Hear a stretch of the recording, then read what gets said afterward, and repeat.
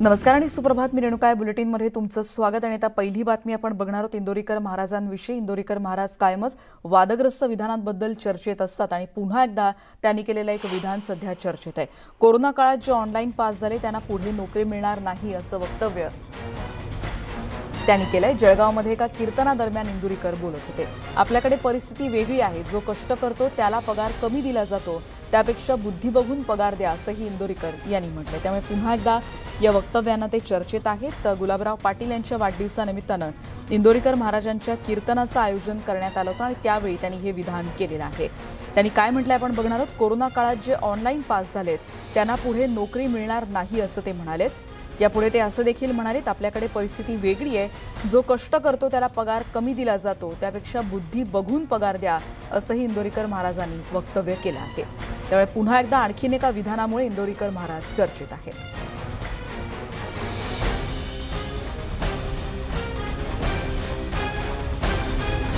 त्यामुळे इंदोरीकर महाराजांचं आणखीन एक वक्तव्य सध्या आहे. गुलाबराव पाटील यांच्या वाढदिवसानिमित्तानं या कार्यक्रमाचं आयोजन करण्यात आलेलं होतं आणि आपल्याकडे परिस्थिती वेगळी आहे. त्यामुळे सर्व वारकरी एकत्र आले तर देश बदलू शकतात. विज्ञानाबरोबर अध्यात्मही पुढे द्या, पुढची पिढी त्यातून घडेल, अशा विविध विषयांवर त्यांनी आता आपलं मत व्यक्त केलंय. पण कायमच इंदोरीकर महाराज आणि वादग्रस्त विधानाचं समीकरण झालेलं आहे असंच म्हणायला हवं, कारण आणखीन एका विधानामुळे ते चर्चेत आहेत. रेंज गेली, काहींची रेंज, काहींचा तर डिस्प्लेच गेला, चित्रच दिसा. आणि ज्यांचे लग्न राहिले त्यांनी जवळजवळ तुम्ही नवरदेव व्हाल हा विषय सोडून द्या. तुम्ही आता जे स्टेटस इंस्टाग्राम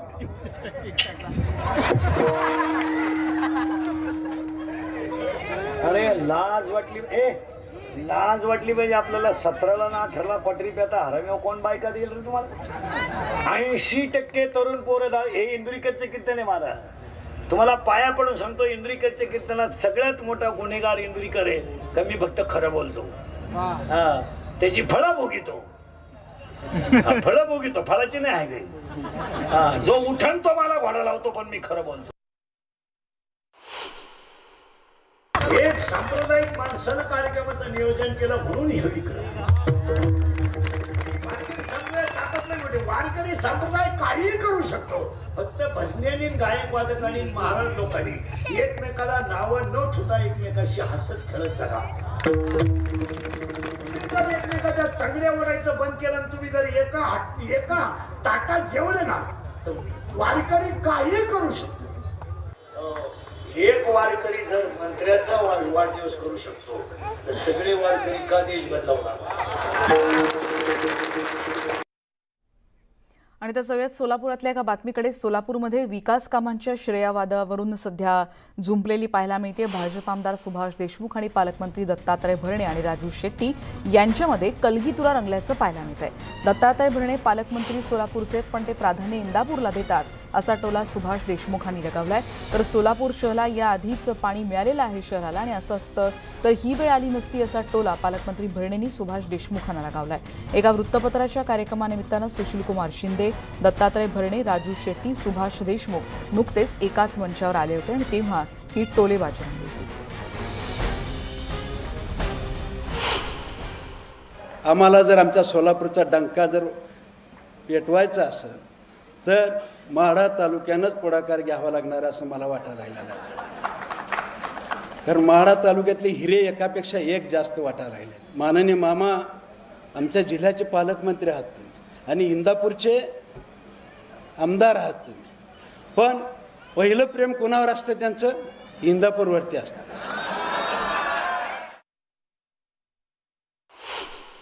इंदापूरची योजना, मी काय इंदापूरची योजना ती जुनी योजना आहे काय? इंदापूरकरांचा तो काय त्यांचा बिचाऱ्यांचा काय त्यांचा दोष नाही आहे. ती योजना, त्या योजनेला फक्त आपण आता पैसे दिले. त्या योजनेवर काय मी फक्त इंदापूरची योजना घेऊन बसतो नाही. आपल्या सर्वांना माहिती आहे बापू. आणि नंतर थेट सवेत शिवसेना नेते संजय राऊत सध्या संवाद साधतात. हे काय आमचं राजकीय शक्ती प्रदर्शन वगैरे नाही अजिबात, पण नक्कीच महाराष्ट्रातून काही प्रमुख लोक त्या दौऱ्यामध्ये उपस्थित असतील. हा एक धार्मिक आणि एक श्रद्धेचा विषय असल्यामुळे आम्ही निघतोय.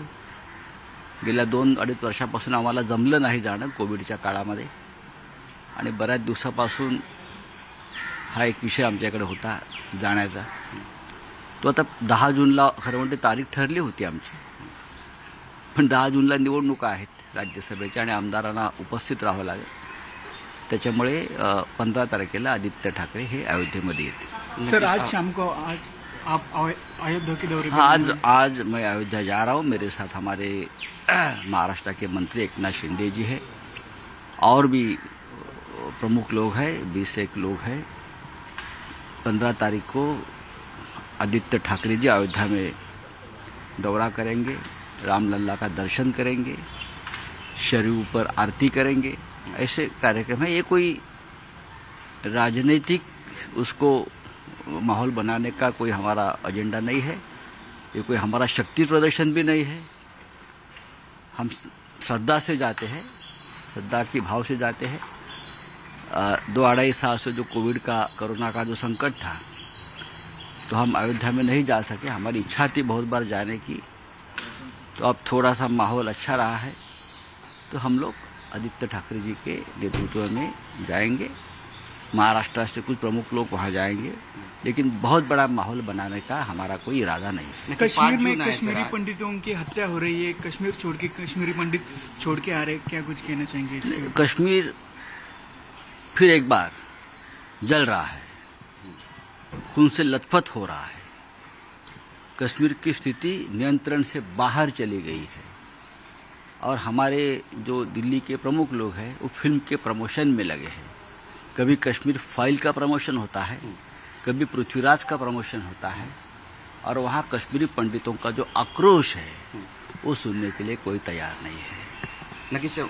मैं आपको बता रहा हूँ, कश्मीरी पंडित हो और हिंदू समाज के लोग हो, इतना ही नहीं, हमारे मुसलमान भाई जो है देशभक्त, जो वहाँ के सिक्योरिटी फोर्सेस में काम करते हैं, उनकी भी हत्या हो रही है, क्योंकि वो देश की रक्षा के लिए काम कर रहे हैं.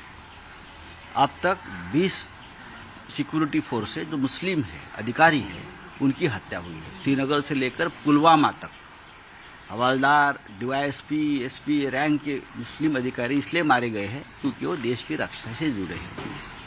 कश्मीरी पंडितों को फिर एक बार भगाया जा रहा है, मारा जा रहा है. कश्मीर के हजारों पंडित अब घाटी छोड़कर अपने ही देश में निर्वासित हो रहे हैं. लेकिन सरकार क्या कर रही है? कल महाराष्ट्र के मुख्यमंत्री उद्धव ठाकरे जी ने एक बयान दिया है और कहा है कि कश्मीरी पंडितों का जो पलायन चल रहा है, जो हत्या शुरू है, उस बारे में शिवसेना पक्ष प्रमुख उद्धव ठाकरे जी ने बहुत ही गहरी चिंता व्यक्त की है और ये कहा है कि महाराष्ट्र पूरी ताकत से, महाराष्ट्र की सरकार और शिवसेना पूरी ताकत से कश्मीरी पंडितों के साथ रहेगी और जो जो उनके लिए करना है, उनकी फैमिलीज के लिए करना है, वो महाराष्ट्र सरकार उनको पूरी मदद दे देगी. ये कल राज्य के मुख्यमंत्री उद्धव ठाकरे जी ने अपना बयान दिया है और हम उस बारे में कोई एक प्लान बना रहे हैं. नक्की सर, मराठीमध्ये सांगा की नेमका काय प्लान असणार आहे, कारण एकीकडे 8 वर्ष साजरे केले जात आहेत, 370. 8 वर्ष कसले साजरे करते हैं? तिथे काश्मीर हिंदूंच्या रक्तानं भिजून चाललंय. रोज काश्मीरी पंडितांच्या हत्या होत आहेत. हजारो काश्मीरी पंडित आपल्या मुलाबाळांना घेऊन पलायन करतायत. हिंदू समाजातल्या इतर लोकांवरच्या हत्या सुरू आहेत. इतकंच नव्हे तर सुरक्षा दलात जे आमचे मुसलमान बंधू काम करतायत, वर्दीत काम करतायत, देशाचं रक्षण करतायत, त्यांच्याही हत्या सुरू झालेल्या आहेत. श्रीनगरपासून पुलवामापर्यंत आतापर्यंत 17 ते 20 मुस्लिम अधिकाऱ्यांच्या हत्या झालेल्या आहेत, कारण त्या देशाच्या रक्षणासाठी ते उभे आज काम करतायत. आणि सरकार काय करत आहे तर काश्मीरी फाईलचं प्रमोशन करत आहे. काश्मीर फाईल सिनेमा आता पृथ्वीराजचं प्रमोशन करत आहे. हे सरकारचं काम आहे. तिकडे आक्रोश चाललेला आहे, लोकांचं स्थलांतर, पलायन सुरू आहे. अत्यंत गंभीर परिस्थिती काश्मीरमध्ये आहे आणि सरकार भारतीय जनता पक्षाचं आहे. त्याच्यावरती एकही भाजपचा नेता तोंड उघडायला तयार नाही. तुम्ही ताजमहाल खालचं शिवलिंग शोधताय, तुम्ही ज्ञानवापी मशिदीचा खाली शिवलिंग शोधताय, तुम्ही हे वाद निर्माण करताय. पण खरा वाद हा काश्मीरमधल्या पंडितांचा आक्रोश तुम्ही का ऐकत नाही हा आहे. कालच महाराष्ट्राचे मुख्यमंत्री आणि शिवसेना पक्षप्रमुख उद्धव ठाकरे यांनी काश्मीरी पंडितांचं पलायन आणि हत्याकांड याबाबत अगदी मनापासून संवेदना व्यक्त केल्या आणि त्यांनी सांगितलेलं आहे की महाराष्ट्र सरकार आणि शिवसेना काश्मीरी पंडितांच्या प्रश्नाकडे गांभीर्यानं पाहिजे आणि त्यांना जे त्यांच्यासाठी आम्हाला करता येणं शक्य आहे ते राज्य सरकार आणि शिवसेना करेल. काश्मीरी पंडितांचं आणि शिवसेनेचं एक नातं कायम राहिलं आहे बाळासाहेब ठाकरेंच्या काळापासून, ते यावेळीही कायम राहील. पण भाजप सर एकीकडे टीका करते की भाजपला टीका करायला काय झालंय? काश्मीरी पंडित मरतायत त्याकडे पहा, त्याच्यावर बोला, टीका कसली करताय?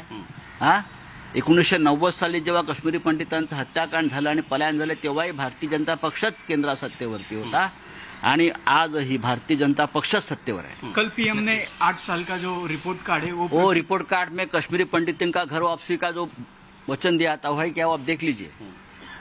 8 साल हो गए कश्मीरी पंडित का पलायन शुरू है. जिसमें सर्जिकल स्ट्राइक होने से कश्मीरी पंडितों की हत्या रुक गई क्या, बढ़ गई है. सर आज योगींचा वाढदिवस आहे. आमच्या त्यांना शुभेच्छा आहेत.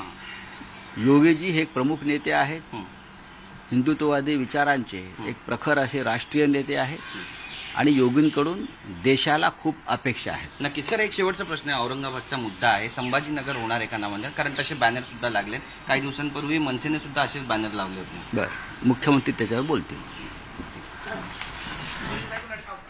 त्यामुळे आधी काश्मीरी पंडितांच्या मृत्यूवर बोला आणि एकीकडे फिल्म प्रमोशन करण्यामध्येच केंद्र व्यस्त आहे का असा सवाल देखील त्यांनी आता उपस्थित केला. 8 वर्षांपासून काश्मीरी पंडितांचं पलायन सुरू आहे आणि हा महत्त्वाचा मुद्दा वाटत नाही का असा सवाल देखील आता संजय राऊत यांनी उपस्थित केलाय.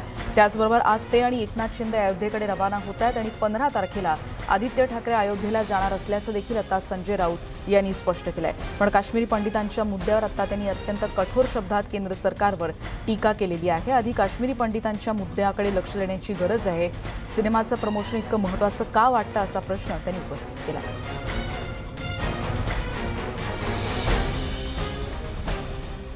दरम्यान ईडीच्या कारवाया, भाजप आणि राष्ट्रीय स्वयंसेवक संघ, सध्याचं राजकारण अशा विविध विषयांवर राष्ट्रवादी काँग्रेसचे अध्यक्ष शरद पवार आणि संजय राऊत यांनी काल तुफान फटकेबाजी केली.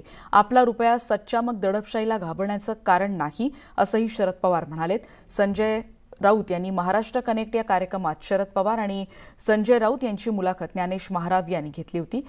शरद पवारांनी राजकीय विषयांसह वैयक्तिक जीवनातल्या देखील घडामोडी या मुलाखतीमध्ये उलगडल्या होत्या.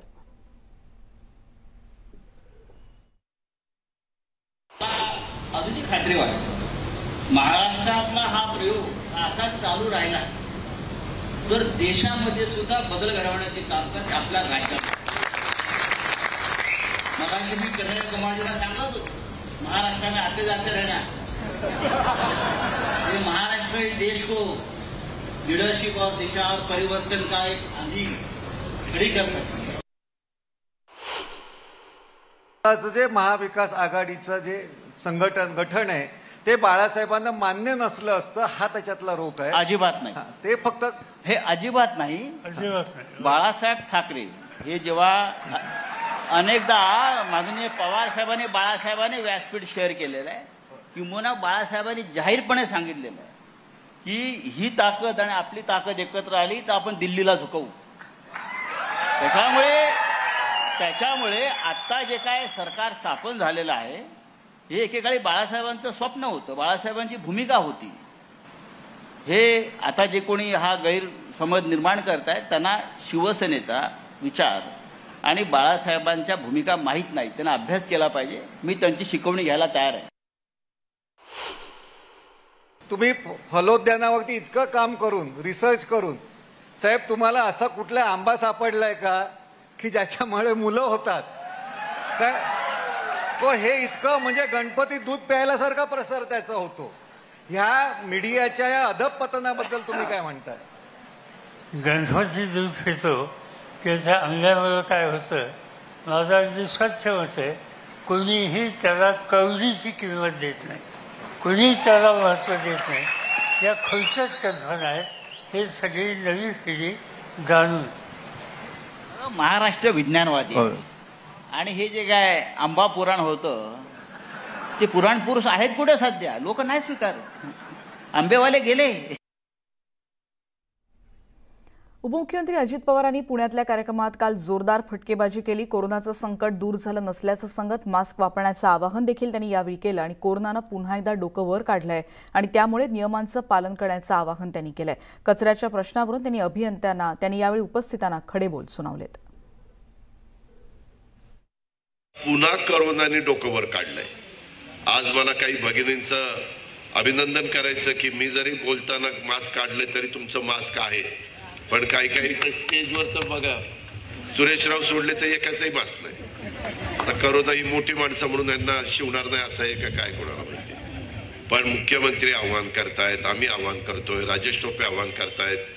काल 2-3 दिवसापूर्वीच मी आणि राजेशने बूस्टरचा डोस घेतलाय. म्हणजे 2 वॅक्सिनचे डोस झालेले होते, वॅक्सिन घेतलेलं होतं. तशा पद्धतीने डॉक्टरचा सल्ला घेऊन जर बूस्टर डोस घेण्याची गरज असेल तर तो घ्या, पण स्वतःचं, परिवाराचं आणि परिसराचं आरोग्य चांगलं ठेवण्याच्या करता मदत करा. मुंबईमध्ये, रायगडमध्ये, पालघरमध्ये, ठाण्यामध्ये ह्या भागामध्ये दाट लोकवस्ती आहे. अशा ठिकाणी थोडा कोरोना वाढायला लागलेला आहे आणि एकदा तो पुन्हा वाढला तर त्याची किती किंमत मोजावी लागती हे 2 वर्ष आपण सगळ्यांनी अनुभवलंय. प्रत्येकाच्या धंद्या पाण्यावर परिणाम झाला, काहींच्या नोकऱ्या गेल्या, असे अनेक त्याच्यातनं अडचणीला आपणच नाही जगच सामोरं गेलं. पण तरी देखील तो पूर्णपणे जगातनं नष्ट झाला नाही, तुमच्या माझ्या देशातनं नष्ट झालेला नाहीये, आपल्या महाराष्ट्रातनं पण नष्ट झालेला नाहीये. तुम्ही बघा, काँग्रेसच्या नेत्या सोनिया गांधी यांना पण कोरोना झालेला तुम्ही पेपरला वाचलं असेल. मनसेचे नेते राज ठाकरेंनाही कोरोना झालेला वाचलं असेल. ते का कळलं की त्यांचं मनसेच्या नेत्यांचं ऑपरेशन होतं पायाचं, म्हणून डॉक्टर चेक करतात सगळं व्यवस्थित आहे का, त्याच्यात कळलं की हे पॉझिटिव्ह आहे म्हणून त्यांना कोरोना झालेलं पुढं आलेलं आहे. आता जर असं असेल तर त्याची तीव्रता कमी झालेली असल्यामुळं बऱ्याच लोकांच्या लक्षात येत नाही, पण काळजी घेणं खूप गरजेचं आहे हे मला स्पष्टपणे आपल्याला या कार्यक्रमाचं निमित्त साधून सांगायचं आहे. पुढची बातमी आपण बघणार आहोत. राज्यसभेच्या निवडणुकीच्या 6व्या जागेवरून सध्या जोरदार राजकारण रंगते आणि शिवसेनेकडून संजय राऊत यांना मैदानात उतरवण्यात आलंय. अशावेळी आदित्य ठाकरेंनी एक मोठा दावा केलाय.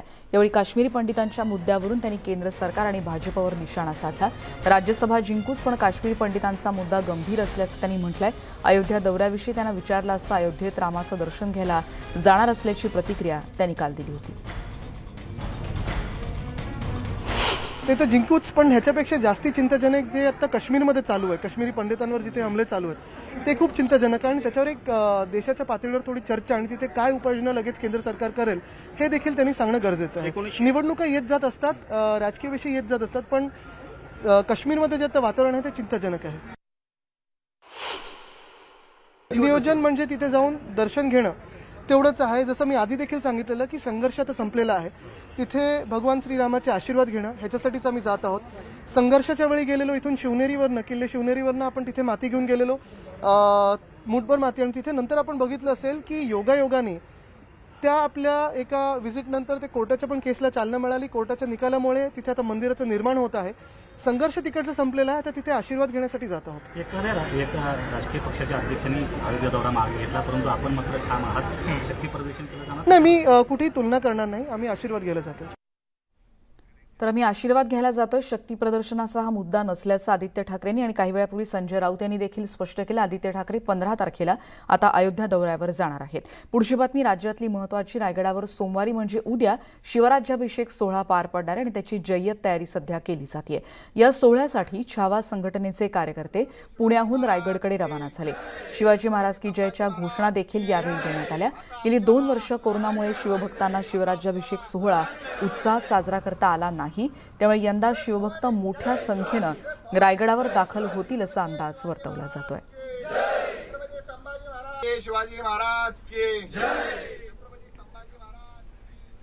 आणि आता बातमी आहे धुळ्यातली. अवैध सावकार राजेंद्र बंब यांचा सामाजिक कार्याबद्दल राज्यपालांच्या हस्ते सत्कार करण्यात आला होता आणि याच सत्कार मूर्ती राजेंद्र बंब यांचा अवैध सावकारीचा धंदा असल्याचं पुढे आलंय. त्यांनी अनेकांची फसवणूक करून मोठ्या प्रमाणात माया गोळा केली. 10 कोटींची रोकड, मोठ्या प्रमाणात सोनं त्यांच्या घरातून बँकेच्या लॉकरमधून जप्त करण्यात आलं. 600 जणांची फसवणूक केल्याचा आरोप राजेंद्र बंब याच्यावर आहे.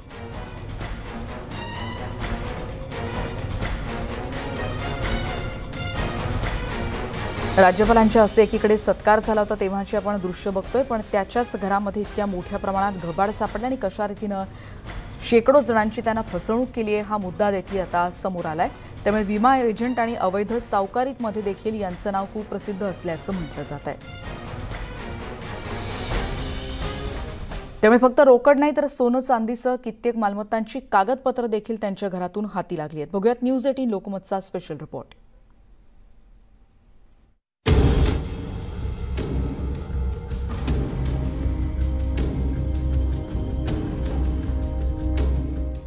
अवैध सावकार राजेंद्र बंबच्या घरातून जप्त करण्यात आलेली ही रोकड, कोट्यवधींची रोकड आणि दागिने त्याच्या घरातून जप्त करण्यात आले.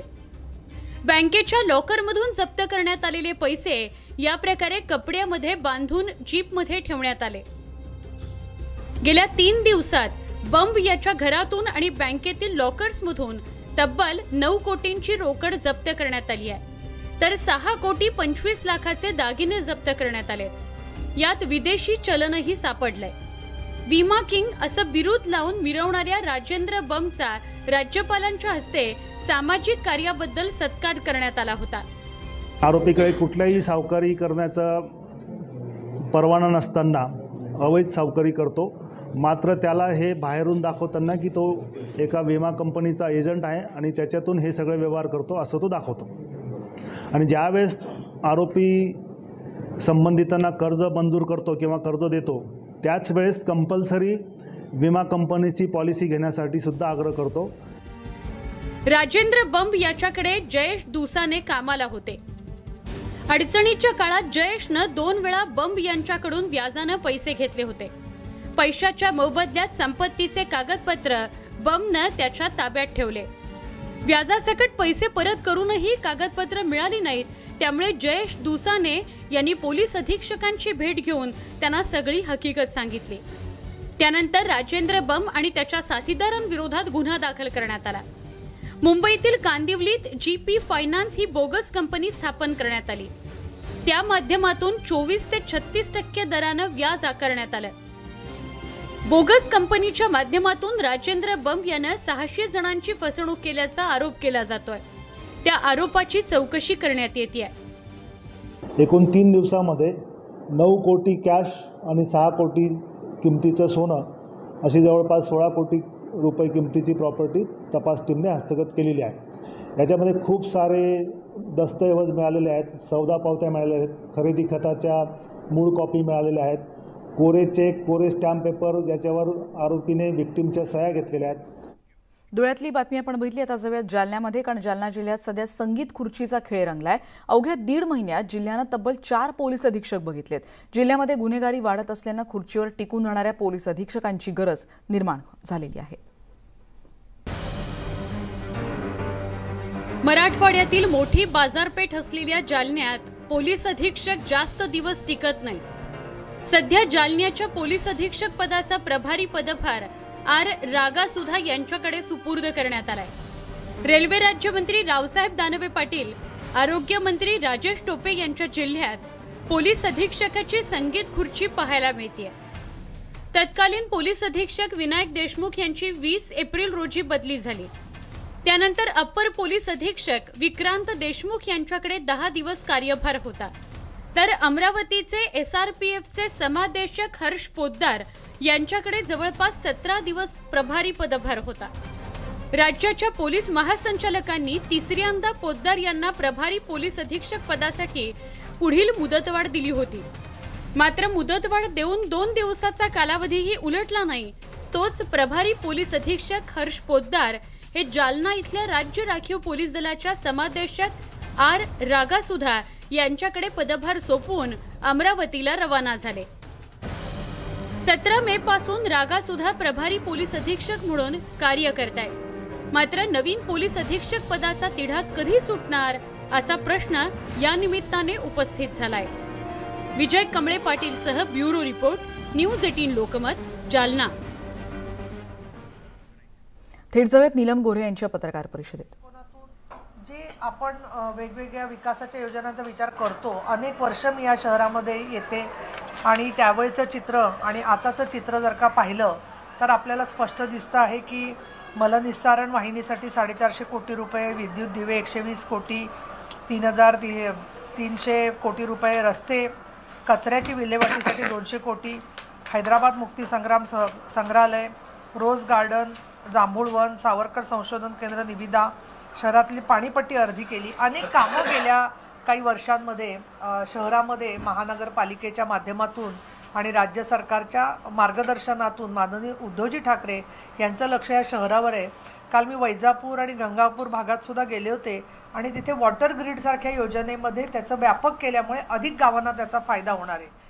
औरंगाबादमध्ये आता शिवसेना नेत्या नीलमताई गोऱ्हे यांची पत्रकार परिषद सुरू आहे आणि यानंतर या बुलेटिनमध्ये इथेच थांबतो. येणाऱ्या बुलेटिनमध्ये सगळ्या बातम्यांचे अपडेट्ससह भेटत राहणार आहोत.